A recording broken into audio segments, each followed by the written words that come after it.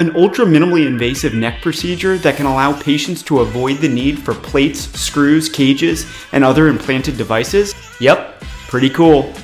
I recently spoke about endoscopic posterior cervical foraminotomy and discectomy at an AAOS webinar on endoscopic spine surgery. In this advanced technique, a narrow camera is passed through a dime-sized incision, allowing me to scope the neck, removing pressure from pinched nerves and alleviating pain, weakness, and/or numbness radiating down the arm.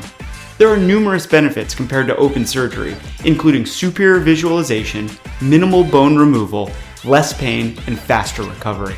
In my talk, I reviewed these advantages and then presented a case of a gentleman with severe left arm pain and weakness due to a herniated disc in his neck.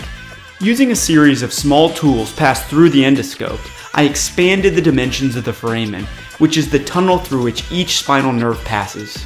This not only gives the nerve more space, but also allows me to gently reach underneath and remove herniated disc fragments.